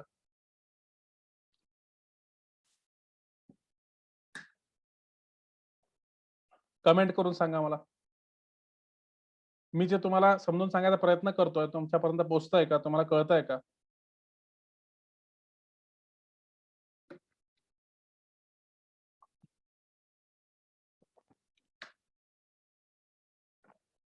Right. Right. Right. Correct. Correct. त्यांनी हे 5 सब्जेक्ट टार्गेट करून त्यांनी 140 मार्कांची सोय केलेली आहे. 140 मार्कांची सोय त्यांनी केलेली आहे. बरं, आता स्ट्रॅटेजी बघा कशी आहे. त्याला माहिती आहे की करंट अफेअर्स आपण डेली वाचतो. रोज मी 1.5 तास पेपर वाचेल आणि त्या 1.5 तासामध्ये मी जे काही करंट अफेअर वाचेल ते मी इतकं परफेक्ट करेल की मी ते कधीच विसरणार नाही. ठीक आहे. आणि करंट अफेअरला किती प्रश्न येतात? आता या वर्षी 12 प्रश्न आले, परंतु जनरली ते 18 ते 20च्या रेंजमध्ये असतात. ठीक आहे. कारण की जर आपण इतिहास बघितला, 18चा पेपर बघितला तर कमी प्रश्न होते. पण जनरली एक 20 ते 22च्या रेंजमध्येच प्रश्न असतात करंट अफेअर्सला. ठीक आहे. 2016चा पेपर बघा, 20 प्रश्न होते, 18 प्रश्न होते, 15 आणि 12. ठीक आहे. परंतु करंट अफेअर्स हा असा विषय आहे की त्याच्यामध्ये जास्तीत जास्त प्रश्न एक 20 ते 22 प्रश्न येऊ शकतात, असा त्याचा इतिहास आहे. पण आपण ठीक आहे, आपण एका सेफ साइडला एक एस्टिमेट करू की करंट अफेअरवर फक्त 12 प्रश्न आले. ठीक आहे. जसा 2019चा जो इतिहास आहे तो जर समजा रिपीट झाला पुढच्या वर्षी की करंट अफेअरवर फक्त 12 प्रश्न आले, आणि 2 प्रश्न सगळ्यांनाच डिफिकल्ट गेले म्हणून त्याने 2 प्रश्न अटेम्प्टच नाही केले. त्याला 10 प्रश्न अटेम्प्ट त्याला करता आले. ठीक आहे. तर 10 प्रश्न त्यांनी जर अटेम्प्ट केले म्हणजे 10 दुनी 20 म्हणजे इथे अजून त्याची किती मार्काची तयारी झाली? 140 प्लस 20 मार्क्स. म्हणजे टोटल इथे 160 मार्क्सचं त्यांनी टार्गेट कंप्लीट केलेलं आहे. ठीक आहे. 160 मार्क्सचं त्यांनी टार्गेट कंप्लीट केलेलं आहे. आता मला सांगा, की त्यांनी 160 मार्क्सचं टार्गेट कंप्लीट केलं म्हणजे काय केलं? की त्यांनी त्याची पूर्ण तयारी केली. की त्यांनी पूर्ण वर्षभर मेहनत केली. त्याला जे स्ट्रेंथ सब्जेक्ट वाटत होते, त्याच्यावर त्यांनी फोकस केला आणि त्याने 160 मार्क्सचा जो एक टार्गेट आहे ते अचीव्ह करायचा त्याने प्रयत्न केला. बट आता काय होत आहे, की त्याने 160 मार्काचा पेपर अटेम्प्ट केला म्हणजे सगळेच्या सगळे त्याच्या बरोबर येणार का? नाही येणार. हे असं चुकीचं आहे, की त्यांनी 160 मार्काचा अटेम्प्ट केला म्हणजे 80 प्रश्न सोडवले आणि 80 पैकी 80 बरोबर आले. हे असं नाही होणार कधीच. ठीक आहे. जर तो हुशार विद्यार्थी असेल, त्यांनी जर मेहनत केलेली असेल आणि जर त्याची अॅक्युरसी लेव्हल चांगली असेल. एक एव्हरेज जर मुलगा बघितला आपण किंवा मुलगी बघितली, तर एव्हरेज अॅक्युरसी असते 60% अॅक्युरसी असते. ठीक आहे. पण स्वप्न स्टडीजमध्ये आपण अशा पद्धतीने कन्सेप्ट बिल्डिंग करतो आणि अशा पद्धतीने प्रॅक्टिस करून घेतो मुलांची, की स्वप्न स्टडीजच्या विद्यार्थ्यांची अॅक्युरसी जर मागच्या जर टेस्ट तुम्ही बघितल्या, तर 90 to 100% ची अॅक्युरसी आहे. काही मुलं आणि काही मुली अशा आहेत, की त्यांचं खरंच 100% अॅक्युरसी आहे. आता 100% अॅक्युरसी कशी आणायची किंवा त्याला अप्रोच कसा करायचा मी हे हळू-हळू तुम्हाला सांगत असतो. ही काही अशी गोळी नाहीये, की तुम्हाला लगेच ते इंजेक्शन दिलं, कोरोनाची लस दिली, की तुम्ही झाले बरे, असं नाहीये ते. तर तुम्हाला थ्रू आउट द पिरियड तुम्हाला 2-3 महिने त्याला द्यावे लागतील, तेव्हा कुठे तुमची अॅक्युरसी इम्प्रूव्ह होईल. सो इथे मी जी अॅक्युरसी घेऊन चाललेलो आहे, ती 80% अॅक्युरसीने मी चाललेलो आहे. 80% अॅक्युरसी मी कन्सिडर करून चाललेलो आहे. 80% अॅक्युरसी. सो आता मला तुम्ही कमेंट करून सांगा, की 160 मार्क्सचा पेपर त्याने अटेम्प्ट केलेला आहे आणि त्याची अॅक्युरसी आहे 80%. म्हणजे काय? त्याचं 20% नुकसान होऊ शकतं किंवा नुकसान झालेलं आहे असं समजा तुम्ही. तर या केसमध्ये त्याला किती मार्क्स पडतील? आउट ऑफ 160 त्याला किती मार्क्स पडतील? म्हणजे सरळ-सरळ 160 मार्क्स पैकी 20% मायनस करा. मला सांगा की किती आन्सर येईल त्याचं?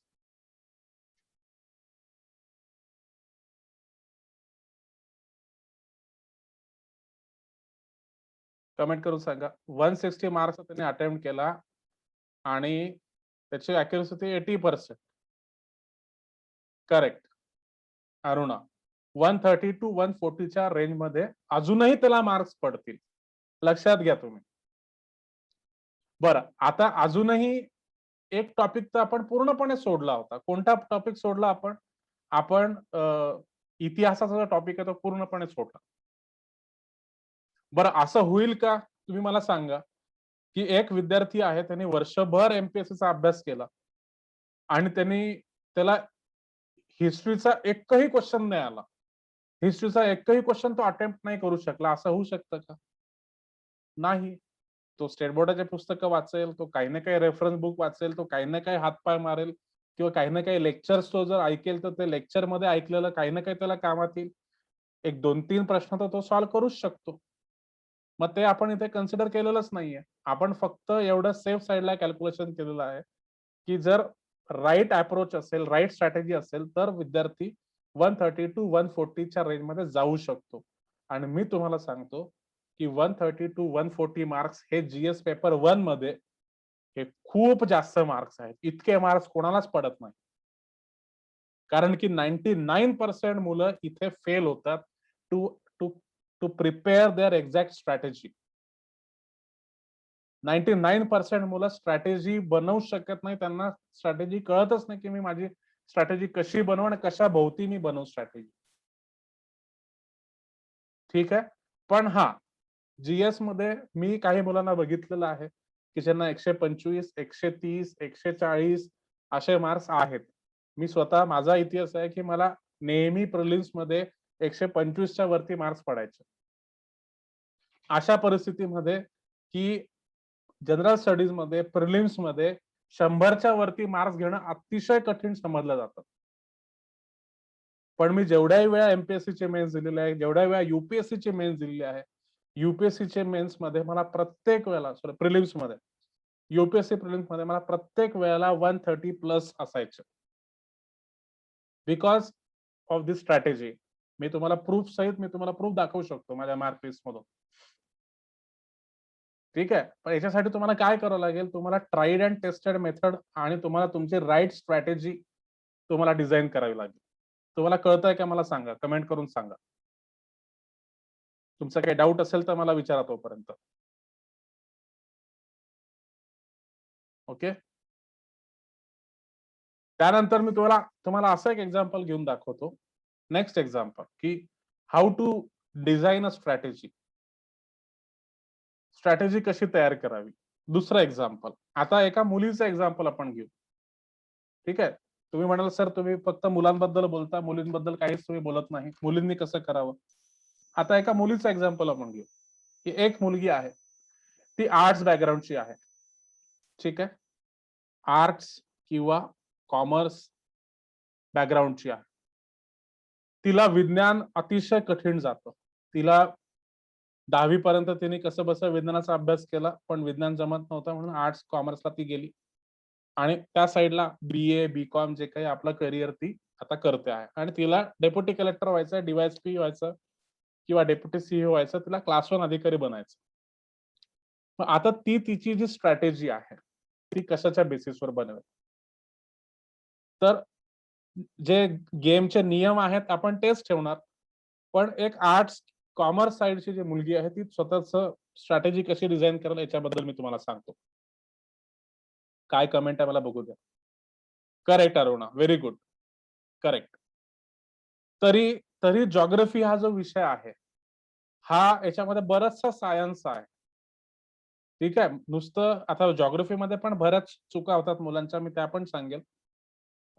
ऑलरेडी आता 5 वाजलेले आहेत, पण शेवटच्या अर्ध्या तासामध्ये जेवढं जेवढं शक्य आहे तेवढं मी तुम्हाला सांगेल. आता ती मुलगी आर्ट्स किंवा कॉमर्स बॅकग्राऊंडची आहे आणि मग ती कोणत्या जर सायन्स अवॉइड करायचं असेल तर त्या मुलीकडे काय ऑप्शन्स आहेत. पहिला ऑप्शन आहे हिस्ट्री. दुसरा ऑप्शन आहे पॉलिटी. त्याच्यामध्ये सायन्स बियन्स वगैरे काही नाहीये, पॉलिटी. तिसरा ऑप्शन आहे करंट अफेअर्स. ठीक आहे. राहिलं काय. त्याच्यानंतर सेकंडरी सब्जेक्ट आहे इकॉनॉमी. की इकॉनॉमीमध्ये लॉजिक आहे, थोडंसं व्यवस्थित लॉजिक लावलं, समजून घेतलंय कन्सेप्ट तर ते समजतात, लक्षात राहतात आणि चांगला स्कोअर सुद्धा आपण करू शकतो. आपलं टार्गेट काय आहे की यार सायन्स ने मला त्रास नका देऊ. सायन्स मला माझ्या डोक्यात जातं किंवा मला सायन्स आवडत नाही. सरळ सरळ गोष्ट, सीधी बात. ठीक आहे. बरं. त्याच्यानंतर एन्व्हायरमेंट. ठीक आहे. आता एन्व्हायरमेंट का सांगतो तुम्हाला, की जरी एन्व्हायरमेंटमध्ये थोड्या प्रमाणामध्ये सायन्स असेल, तरी बरेच असे टॉपिक आहेत की ज्याचा सायन्सचा काही संबंध नाही. जसं पर्यावरण म्हणजे जसं पॉल्युशन आहे, पोल्युशन. जसं काय म्हणतात त्याला, हवेचं प्रदूषण, जमिनीचं प्रदूषण, वायू प्रदूषण, ठीक आहे, नॉईज पोल्युशन आणि बेसिक बेसिक गोष्टी आहेत त्याच्यामध्ये, की ज्या एक नॉर्मल 10वी पर्यंत जर सायन्स असेल तर कोणीही समजू शकतं. तर तुम्हाला कदाचित आता ग्रॅज्युएशनला प्रत्येकाला युनिव्हर्सिटी लेव्हलला तुम्हाला एन्व्हायरमेंट हा सब्जेक्ट असतोच. आणि मला नाही वाटत की युनिव्हर्सिटीच्या पेपरमध्ये तुम्ही एन्व्हायरमेंटचा अभ्यास तुम्ही करत असाल. ठीक आहे. 99% मुलं एन्व्हायरमेंटचा अभ्यास करत नाही. तुमच्यापैकी जर युनिव्हर्सिटी लेव्हलला एन्व्हायरमेंटचा अभ्यास कोणी केला असेल तर मला कमेंट करून सांगा. कोणी म्हणजे तुम्हाला आहे का सगळ्यांना युनिव्हर्सिटीला एन्व्हायरमेंट आहे का मला सांगा कमेंट करून एकदा. सेकंड इयरला किंवा थर्ड इयरला सब्जेक्ट असतो एन्व्हायरमेंटचा. कारण मी तर आतापर्यंत कोणाला बघितलं नाही की जो युनिव्हर्सिटीमध्ये युनिव्हर्सिटी पेपरला एन्व्हायरमेंटचा अभ्यास करत असेल. ठीक आहे. कारण की एक दिवसाच्या 2 दिवसाच्या अभ्यासावर किंवा आदल्या दिवशी रात्री जरी तुम्ही अभ्यास केला तरी तुम्ही पास होता त्याच्यामध्ये. ठीक आहे. मग येतो जिओग्राफी. आता जिओग्राफीमध्ये काय टार्गेट करू शकता तुम्ही ज्याच्यामध्ये विज्ञान नाहीये. जसं वनस्पती, पीक, खनिज, खनिज संपत्ती. ठीक आहे, म्हणजे जसं इंडिया जॉग्राफी आणि महाराष्ट्र जॉग्राफी आणि वर्ल्ड जॉग्राफी याच्यामध्ये कुठे कोणतं पीक आढळतं, कुठे कोणते फळं पिकवले जातात, कुठे कोणती खनिज संपत्ती आहे. आता याला काय फक्त समजून घ्यायचं, पाठ करायचा. जसं क्लायमेटचा जर टॉपिक सोडला, क्लायमेट की वर्षा कशी होते, पाऊस कसा पडतो, मग relative gravity sorry relative humidity म्हणजे काय, ह्युमिडिटी म्हणजे काय, मग टेम्परेचर ग्रेडियंट म्हणजे काय, ह्या ज्या सगळ्या गोष्टी आहेत ह्या सायन्समध्ये असतात किंवा सायन्सच्या हेल्प घेऊन तुम्हाला त्या समजून घ्याव्या लागतात. पण तुम्हाला जसं ह्या ज्या गोष्टी तुम्हाला सांगितल्या, जसं इकॉनॉमिक जॉग्राफी आहे, ह्युमन जॉग्राफी आहे, याच्यामध्ये तुम्हाला काही सायन्स लागतच नाही. फक्त त्या गोष्टी समजून घेतल्या की तुम्हाला अभ्यास करता येतो. मग आता जी मुलगी आर्ट्स किंवा कॉमर्स बॅकग्राऊंडची आहे, ती ह्या सब्जेक्टच्या अवतीभोवती आपली स्ट्रॅटेजी बनवू शकते. ठीक आहे? बरं. आता हिस्ट्रीला किती मार्क्स आहेत मला सांगा? हिस्ट्रीला 15 क्वेशन्स आहेत म्हणजे 30 मार्क्स. ठीक आहे? बरं. पॉलिटीला किती मार्क आहेत? 15 प्रश्न म्हणजे 30 मार्क. बरं. करंट अफेअर्सला आपण चला 15 प्रश्न एक जनरल आकडा धरून चला, की 15च प्रश्न येतात करंट अफेअरमध्ये. कधी-कधी ते जास्तही येऊ शकतात, 20-22 येऊ शकतात. पण त्यांनी करंट अफेअर केलेलं आहे. वर्षभर तिने करंट अफेअर केलेलं आहे. का? कारण की सायन्स आपण सोडलेला आहे. ठीक आहे. 30 मार्क करंट अफेअर्सचे. इकॉनॉमी 15 प्रश्न म्हणजे ते 30 मार्क. जिओग्राफी आणि एन्व्हायर्नमेंट. जिओग्राफी आणि एन्व्हायर्नमेंट. आता 20 प्रश्न आहेत. पण मी इथे जे क्लायमेट वाला जो एरिया आहे तो सोडला आहे इथे. तर म्हणून मी इथे 15च प्रश्न धरेल. असं करून जिओग्राफीचे 10 आणि एन्व्हायर्नमेंटचे 5. असे टोटल 15 प्रश्न म्हणजे हे पण 30 मार्क. तर याही केसमध्ये त्या मुलीने 120 मार्काची तयारी ही केलेली आहे. ठीक आहे. पॉलिटी घेतलाय का आपण? पॉलिटी घेतलाय. करंट अफेअर हिस्ट्री घेतलाय का? थांबा. हां. History, polity okay.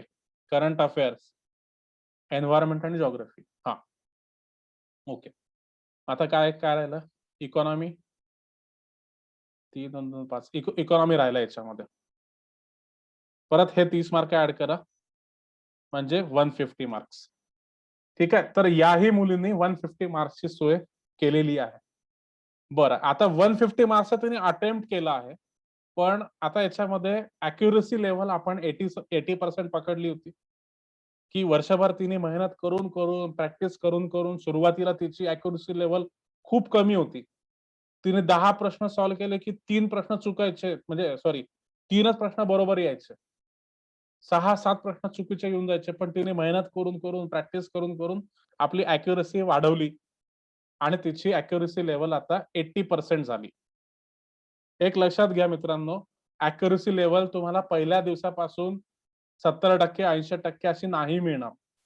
सुरुवातीला तुमची ॲक्युरसी लेव्हल अत्यंत गरीबडी असेल, एकदम गरिबासारखी ॲक्युरसी लेव्हल असेल. 20% 30% एवढी ॲक्युरसी लेव्हल असेल. पण तुम्हाला मेहनतीने तुम्हाला तुमची ॲक्युरसी लेव्हल कमवावी लागेल. जे माझे काही रेग्युलर विद्यार्थी आहेत या मीटिंगमध्ये ते सांगू शकतात. ठीक आहे. तुम्हाला ॲक्युरसी लेव्हल कमवावी लागेल. जे आता रेग्युलर विद्यार्थी आहे मला कमेंट करून सांगा. ॲक्युरसी तुम्हाला अशी गॉड गिफ्ट नाही मिळत. तुम्हाला ती मेहनत करून 2-2%, 5-5% तुम्हाला वाढवावी लागते. सो आता मला सांगा, की या मुलीने 150 मार्काची तयारी केलेली आहे. 80% ॲक्युरसीने तिने तो पेपर सॉल्व्ह केलेला आहे. मला सांगा तिला किती मार्क्स पडतील? मला सांगा किती मार्क्स पडतील?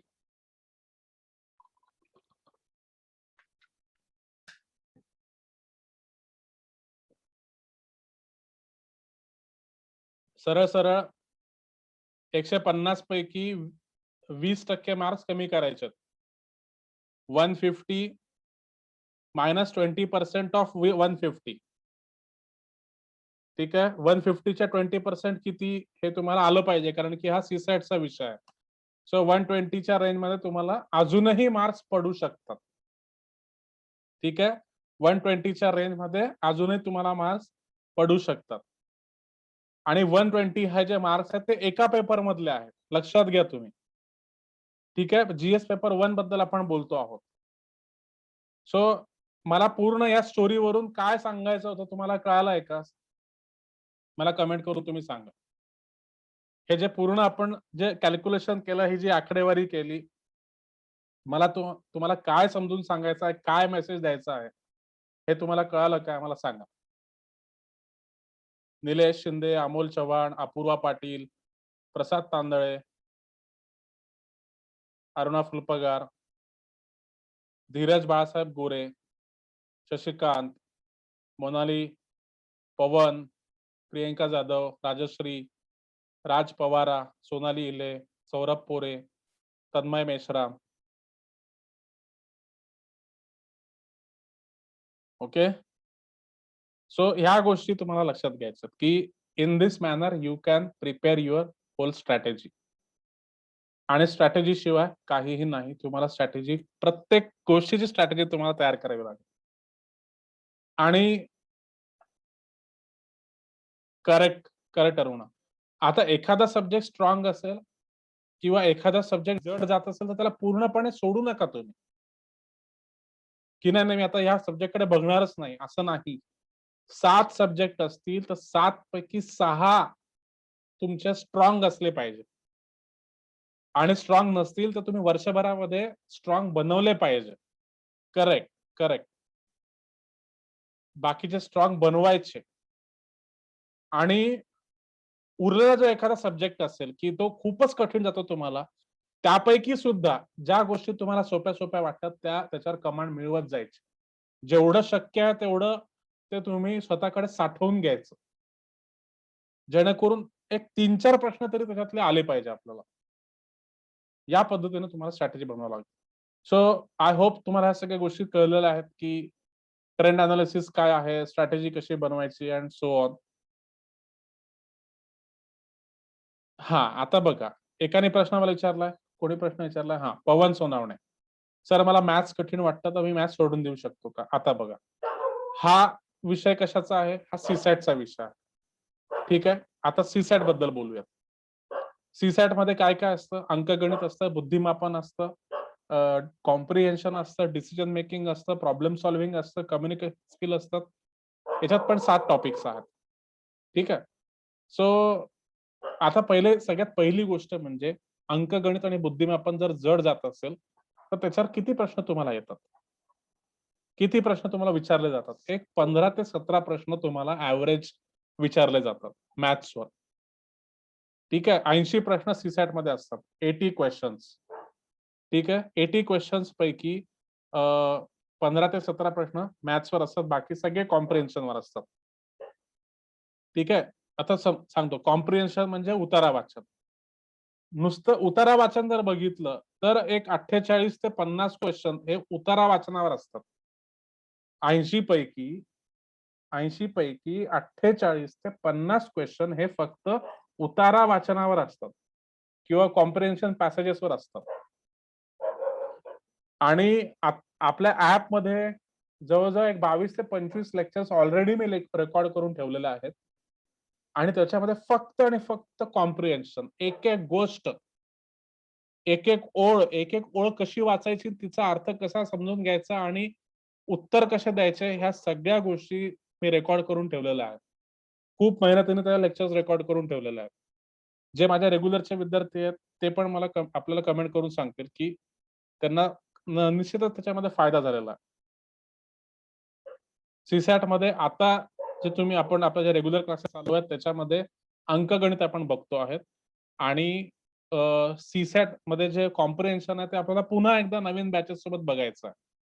पुन्हा एकदा त्या गोष्टी मी तुम्हाला समजावून सांगणार आहे. पण सी-सॅटमध्ये तुम्हाला सगळ्यांना माहिती असेल आत्तापर्यंत, की आपल्या क्लासमध्ये स्वप्न स्टडीजमध्ये आपण जास्तीत जास्त वेटेज हा सी-सॅटला देतो. कधी-कधी 2 लेक्चर असतात आठवड्यातून, कधी-कधी 1 लेक्चर असतं. पण ते एकदम क्वालिटी असतं. म्हणजे त्याच्यातून भरपूर तुमच्याकडून मी प्रॅक्टिस घेऊन घेतो. मग तुमचं अंकगणित कच्चं जरी असेल, तरी मी तुमच्याकडून ते स्ट्रॉंग करून घेतो. ठीक आहे.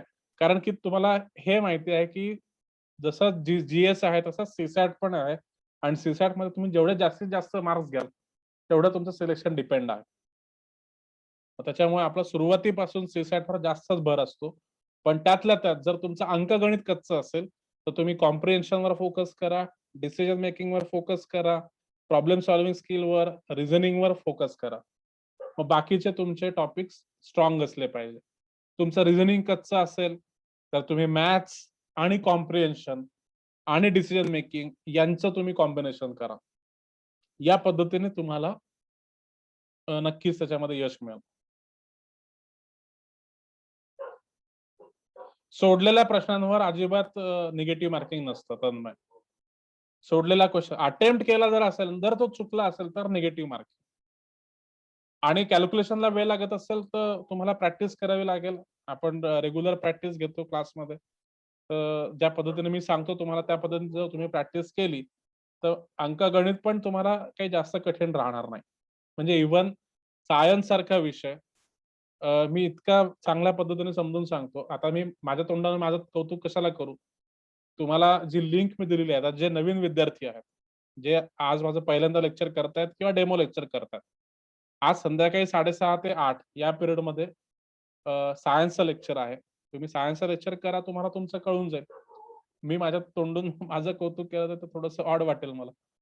तर सायन्सचा विषय सुद्धा खूप सुंदर पद्धतीने आपण कंडक्ट करतो. प्रत्येकाला कळेल या भाषेमध्ये माझा प्रयत्न असतो, की प्रत्येकाला त्या गोष्टी कळल्या पाहिजे. मग तुम्ही सायन्स बॅकग्राऊंडचे असाल किंवा नॉन सायन्स बॅकग्राऊंडचे, मराठी मीडियमचे असू द्यात किंवा इंग्लिश मीडियमचे. सायन्स या विषयाबद्दल खूप भीती असते मुलांच्या मनामध्ये. तर ती भीती कशीतरी काढायचा प्रयत्न माझा असतो नेहमी. सो सायन्सचं लेक्चर बघायचं असेल तर सेम लिंक आहे, सेम पासवर्ड आहे. संध्याकाळी 6:30 वाजता सगळे तुम्ही जॉइन होऊ शकता. ठीक आहे. सो हे आहे प्रिव्हियस इयर क्वेश्चन पेपरचं अॅनालिसिस आणि त्याचं महत्त्व. अजून काय-काय पॉइंट आहेत ते पण आपण बघून घेऊयात, की अभ्यासक्रमातील कुठल्या घटकावर किती प्रश्न विचारले जातात. हां, हे कळलं. ठीक आहे. चालू घडामोडींवर किती प्रश्न आधारित असतात हे चला हे कळालं. प्रश्न रिपीट होतात का? आणि असं किती प्रश्न असतात? सगळ्यात इम्पोर्टंट. तर मी नेहमी सांगत असतो विद्यार्थ्यांना, की मागील वर्षांच्या प्रश्नपत्रिकेचा एक संच आहे मार्केटमध्ये. ज्ञानदीप प्रकाशन असू द्यात किंवा लोकसेवा प्रकाशन यांचा एक ठोकळा आहे तो बाजारामध्ये. आणि त्याच्यामध्ये जवळ-जवळ 20 ते 22,000 प्रश्न त्याच्यामध्ये कव्हर केलेले आहेत मागच्या 10 वर्षातले. आणि त्याच्यामध्ये सब्जेक्ट वाईज क्वेशन्सला असं सेग्रीगेट करून दिलेलं आहे. इतिहासाचे प्रश्न वेगळे, सायन्सचे प्रश्न वेगळे. मग आता इतिहास असेल तर प्राचीन भारताचे प्रश्न वेगळे, मध्ययुगीनचे वेगळे, मॉडर्नचे वेगळे असं त्यांनी सगळं सेपरेट करून दाखवलेलं आहे. तर असं एक पुस्तक तुमच्याकडे असलं पाहिजे आणि याचं रेग्युलर वाचन असलं पाहिजे. रोज कमीत कमी जे बिगिनर्स आहेत, ज्यांनी आत्ता परीक्षेची तयारी सुरू केलेली आहे, त्यांनी कमीत कमी 50 क्वेशन सॉल्व्ह केले पाहिजे. आणि ज्यांना 3 महिने, 4 महिने झालेले आहेत, एक 50% सिलेबस झालेला आहे. त्यांनी कमीत कमी 250 ते 300 प्रश्न डेली सॉल्व्ह केले पाहिजे. माझे जे शब्द आहेत, मी जे काही तुम्हाला सांगतोय ते नीट, शांत डोक्याने त्या गोष्टी तुमच्या डोक्यामध्ये भरून घ्या. जोपर्यंत तुम्ही 250 ते 300 प्रश्न रोजचे सॉल्व्ह करत नाही, तोपर्यंत तुम्हाला ते कॉम्पिटिटिव्ह एज मिळत नाही. मी तुम्हाला वारंवार ॲक्युरसी बद्दल सांगतो आहे, की ॲक्युरसी तुम्हाला इम्प्रूव्ह करावी लागते, तुम्हाला कमवावी लागते. तर हे त्याच्यासाठी तुम्हाला रोजचे 250 ते 300 प्रश्न सॉल्व्ह करावे लागतील. ठीक आहे. सो जो मार्ग मी तुम्हाला सांगतो, जी पद्धत मी तुम्हाला सांगतो, त्या पद्धतीने जर तुम्ही गेलात, तर 2 ते 2.5 महिन्यानंतर तुम्हाला रिझल्ट यायला चालू होतील. रिझल्ट काय असं आभाळातून नाही कोसळत किंवा असं काहीच नाही. तर बरेच मुलं मला फोनवर विचारतात किंवा आमचे जे सर आहेत दुसरे, त्यांना फोनवर विचारतात असं की "काय गॅरंटी? तुमच्याकडे क्लास लावला तर काय गॅरंटी की आम्हाला पद मिळेल?" गॅरंटी काही नाही बाबा. गॅरंटी मी देऊ शकत नाही. कारण की आम्ही याची गॅरंटी तुम्हाला देऊ शकतो, की आम्ही तुम्हाला सगळ्या गोष्टी शिकवू. तुम्हाला गाईड करू. प्रत्येक स्टेपमध्ये तुम्हाला सगळ्या गोष्टी समजावून सांगू. तुमच्याकडून जास्तीत जास्त प्रॅक्टिस करून घेऊ. पण पास जर तुम्हाला व्हायचं असेल, तर तुम्हाला मेहनत करावी लागेल. तुम्हाला कष्ट करावे लागतील. तुम्ही स्वप्न स्टडीजमध्ये ॲडमिशन घेतली म्हणजे 100% तुमचं सिलेक्शन झालं, असं अजिबात नाही. काही मुलं आम्हाला फक्त फी देऊन जातात आणि परत कधीच क्लास करत नाही. सो नुसता स्वप्नस्थळीमध्ये फी भरली म्हणजे आपलं सिलेक्शन होईल असं काहीही नाही. तुम्हाला मेहनत घ्यावी लागेल आणि जसं माझं उदाहरण मी सांगतोय तसं कुठलाही तुम्ही क्लास लावा. XYZ नावाचे अनेक क्लासेस, अनेक नामवंत क्लासेस आहेत. त्यांची अशी फ्रंट पेजवर मोठी अशी जाहिरात असते. एक्झॅक्टली त्यांच्याकडे भरपूर ॲडमिशन असतात. 2,000 3,000 ॲडमिशन असतात आणि त्यापैकी एक 7, 8, 9 मुलं सिलेक्ट होतात. तुम्ही रेशो बघा, की त्याच्यामुळे असं बऱ्याचशा गोष्टी फेक सांगितल्या जातात, की आमच्याकडून इतके सिलेक्शन झाले, तितके सिलेक्शन झाले. ठीक आहे, तो विषय दुसरा वेगळा आहे. पण अमुक एका क्लासमध्ये तुम्ही ॲडमिशन घेतली, म्हणजे माझं सिलेक्शन झालं आणि मी अधिकारी झालो, असं होणार नाही. तुम्हाला मेहनत करावं लागेल. पहिल्या दिवसापासून तुम्हाला भरपूर मेहनत करावी लागेल, भरपूर अभ्यास करावा लागेल. तुम्हाला रोज जास्तीत जास्त प्रश्न सॉल्व्ह करावे लागतील. किती प्रश्न बरोबर आले, किती प्रश्न चुकले, ते का चुकले? मग जे प्रश्न चुकलेले आहेत, ते टॉपिक्स कोणते? मग त्या टॉपिक्सची रिव्हिजन कशी केली पाहिजे? ते जर समजून घ्यायचे असतील, तर ते कशाप्रकारे समजून घेतले पाहिजे? मग असं रोज 250 ते 300 प्रश्न सॉल्व्ह करून, रोजचं जे रेकॉर्ड आहे, ते तुम्ही मेंटेन करता का? की हां, मी 250 प्रश्न रोज सॉल्व्ह करतोय. हे माझं मागच्या महिन्याभराचं हे रेकॉर्ड आहे. मी हे 250 प्रश्न रोज सॉल्व्ह केलेले आहेत. मग पहिल्या दिवशी माझी ॲक्युरसी एवढी होती, पण या महिन्याभरामध्ये मी भरपूर मेहनत केली, भरपूर रिव्हिजन केली आणि आता माझी जी ॲक्युरसी लेव्हल आहे, ती एवढी वाढत गेलेली आहे. या प्रकारे अगदी पहिल्या दिवसापासून तर जोपर्यंत तुमचा रिझल्ट येत नाही, जोपर्यंत तुम्ही सिलेक्ट होत नाही, तोपर्यंत जर तुम्ही मेहनत केली, तरच तुम्हाला यश मिळेल. नाही तर कोणीही तुमची गॅरंटी घेऊ शकत नाही. लक्षात घ्या, हे प्रॅक्टिकली मी तुम्हाला सांगतोय. तुम्हाला जर अधिकारी व्हायचं असेल, तुम्हाला जर ऑफिसर बनायचं असेल, तर तुम्हालाच मेहनत करावी लागेल. आम्ही फक्त तुम्हाला मार्ग दाखवू शकतो, गाईड करू शकतो. प्रश्नसंच लोकसेवा पब्लिकेशनचं 21,000 किंवा दीपस्तंभ प्रकाशनाचं 20,000 असं त्या त्या पुस्तकाचं नावच आहे. 21,000 आणि 20,000 किंवा तुम्ही Amazonवर गेलात तर previous year question paper MPSC किंवा दीपस्तंभ किंवा लोकसेवा पब्लिकेशन यांचं ते पुस्तक आहे. तुम्ही जर म्हणाल तर त्याचं मी तुम्हाला दाखवतो वाटल्यास. तर ते काल मी तो दाखवलं होतं बहुतेक. मी पुन्हा एकदा दाखवतो 1 मिनिटं.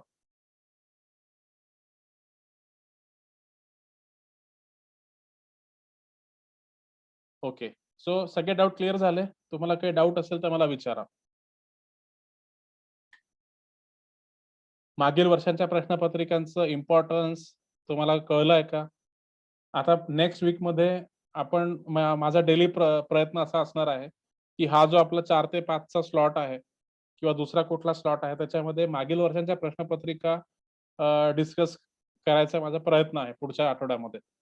त्याच्यामध्ये रोज आपण एक टार्गेट ठेवूयात, की रोज एवढे 15 प्रश्न किंवा 20 प्रश्न रोज मी तुम्हाला घेऊन येईल तुमच्यासाठी आणि रोज ते तुम्हाला समजावून सांगेल.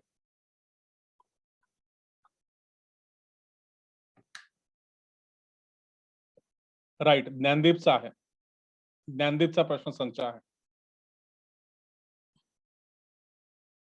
तुम्हाला काही प्रश्न असेल तर मला विचारा. कमेंट करून विचारा. तुम्हाला काही डाउट असेल तर विचारा.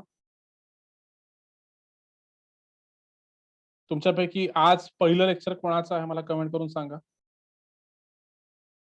बघा तुम्हाला स्क्रीन दिसतंय का? स्क्रीनवर तुम्हाला दाखवतोय मी. हे बुक तुम्हाला दिसतंय का?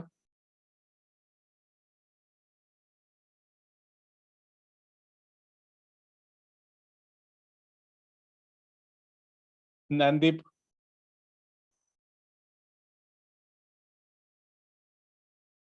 हां, इंग्लिश संदर्भात मी सांगणार होतो, पण ॲक्चुअली आता पूर्ण 5:30 वाजत आलेत. पण अजून आपल्याकडे पुढचं लेक्चर आहे, उद्याचं लेक्चर आहे, शनिवारचं लेक्चर आहे.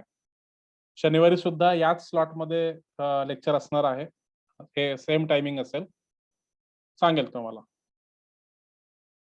राइट. सौरभ, पवन इंग्लिशबद्दल सांगणार आहे. काही काळजी करू नका. फक्त रेग्युलर लेक्चरला या. आज फक्त नाही सांगता येणार कारण की आज ऑलरेडी 1.5 तास झालेला आहे. आणि पुन्हा 6:30 ला लेक्चर आहे आपलं.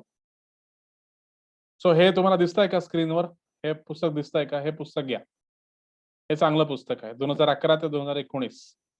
त्याच्यानंतर 2020चं जे आहे अनालिसिस, 2020 ची जी प्रिलिम्स आहे त्याच्या अनालिसिसचे मी व्हिडिओज बनवलेले आहेत. हा एक महत्वाची गोष्ट तुम्हाला सांगायची राहून गेली, की राज्यसेवा पूर्व परीक्षा 2020 जी आता मागच्या 21 मार्चला झाली, 21 मार्च 2021 ला.